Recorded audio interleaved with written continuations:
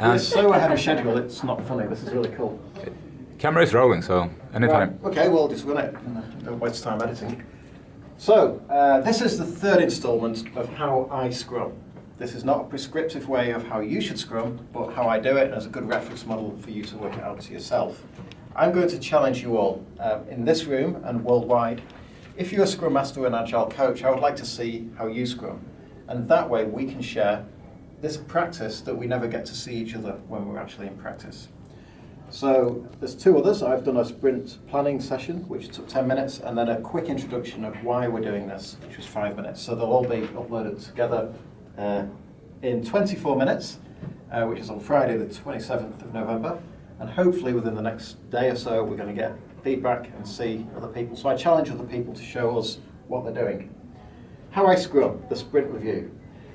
This is one where I've got experience has done least well in many organisations. It's called a sprint review. I try and be as authentic to the Scrum Guide as I possibly can. Not to be a purist, as a religious fundamentalist for Scrum, but because if you're close to an aligned rulebook, then people within the team just think about the content and don't worry about the container because it becomes predictable. So I've heard this being called a show and tell, a showcase. I've seen sprint reviews blended into the sprint planning and forget about the retrospective, get on with your work. I think it needs to be a deliberate session. So for a 2-week sprint, this would be 2 hours long. I've just realised in the last one I didn't mention how long it would be, so for a 2-week sprint it would be 4 hours. There you go, did it? So for the sprint review, as a Scrum Master, I'm only here to facilitate the process, to enable the team to work at their best. And it's really owned by the product owner, which today, Ming, congratulations, is you. So the team have been working for 2 weeks. They've been into the detail of the sprint, and they've probably lost sight of the broader organisation. So this is an opportunity to resynchronize with what they're doing and getting feedback. So I always encourage as many stakeholders as possible to come and see what the team are doing. There's a fantastic YouTube by Dan Arley on the impact of feedback from the people you give the work to. So I'd invite you to have a look at that. So what we're going to do today is I'm going to go through here as your facilitator, pretending this is a true sprint review, but I'm also going to explain why I'm doing it. So it's going to be a little bit slower than I normally would do. I just realised I've not put the times down here. Normally I would put times down here and it would end up being roughly 2 hours. I always seem to finish less than 2 hours. If it's a failed sprint, if there's not much work to demonstrate, it's obviously much shorter. And of course we have fewer stakeholders there, but it's still an important checkpoint to work out what the impediments were, what the next steps on the product backlog are, and to demonstrate any good valuable, potentially shippable increment we've got. So remember, the purpose is with transparency to inspect the increments and adapt the backlog. And that's why I'm very deliberate in the use of my language and why show and tell for me personally, I'm going to fire people up on YouTube with this, for me personally sort of misses the point. It's not just about showing, it's a collaborative session for us to improve and work out what the next steps are. So here we go, I'm going to do the bit I normally do as a Scrum Master. So the introduction, the purpose of a sprint review is to, with transparency, inspect the increments and adapt the backlog. The outcome is going to have transparency to the stakeholders of what the team has done, what the team intends to do, and for the team some transparency of what the business intends for the team to do. So it's owned by the product owner. The product owner presents to the stakeholders with the help of the team the work that is done and then clearly defines what the next steps are likely to be. So then we're going to spend 5 minutes on the intro. Here's the agenda, where we're going to do a quick check-in. So that's to go around the table for the team to check in where they are. It could be something really simple, like in a single breath, what are you doing this weekend?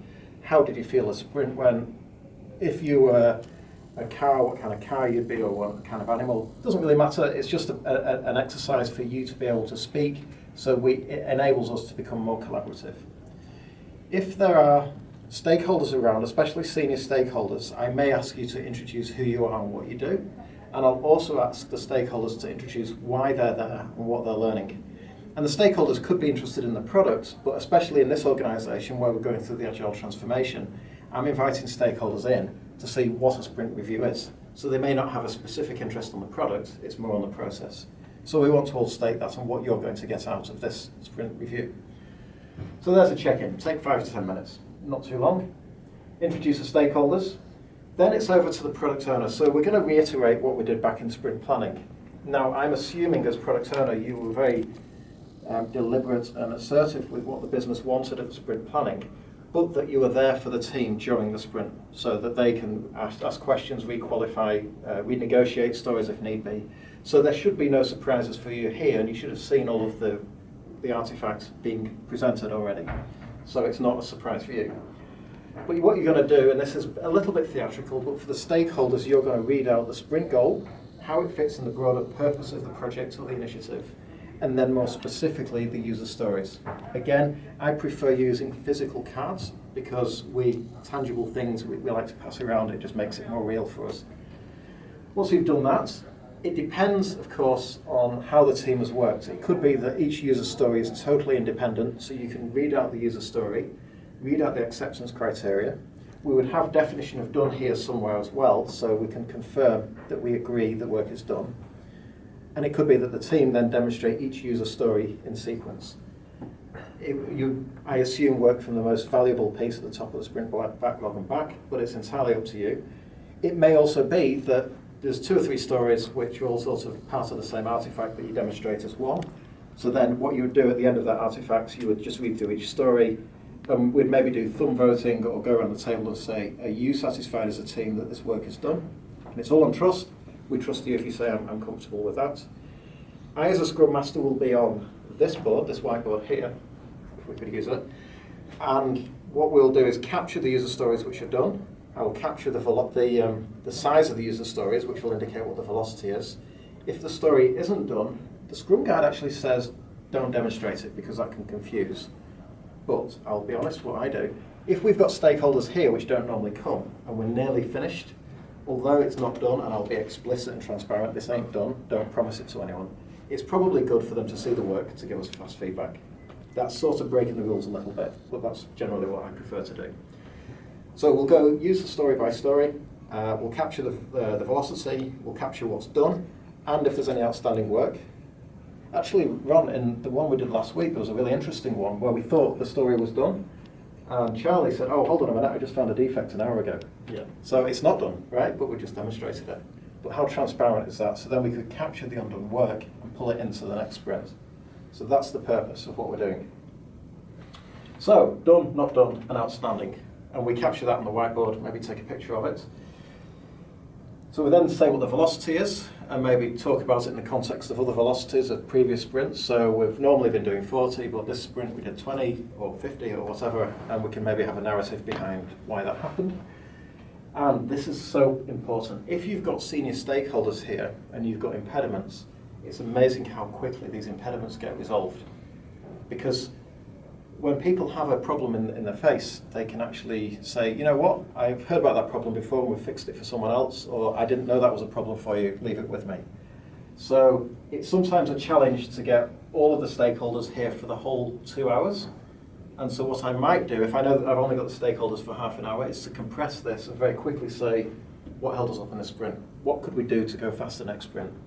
So these are technical impediments. They're different to what we'd talk about in the retrospective, which is the social interaction. But there is a bit of a blurred line, so we may cover one or both. So there we go, and then it's still over to the product owner. We need to then give guidance on where the future lies. So you're going to talk about the next steps. Say we're going to continue on this initiative, or while you've been working on the sprint, we found things have changed in the market and technology, so we're going to take a pivot. And it's this here, we have the face-to-face conversation. We hear it firsthand. So we have full clarity of what the business intends. And then, back to the Scrum Master, just to wrap up, to dovetail it, and then walk the wall to say, this is what we achieved, this is the velocity we got, these are the impediments, this is our intended next steps. And I might do, if I've got time, go around the table again and ask for some kind of feedback, how did you feel? Maybe do a mini retrospective on the process. How could we make this sprint for you better? And that's it. And you go straight into the retrospective, which is hugely important for the society of the team. I really enjoy being a Scrum Master and facilitating these events. And I really hope that by doing this, I can share my passion with you and also learn from you how you do it so I can become better. That's all I've got. Thank you very much.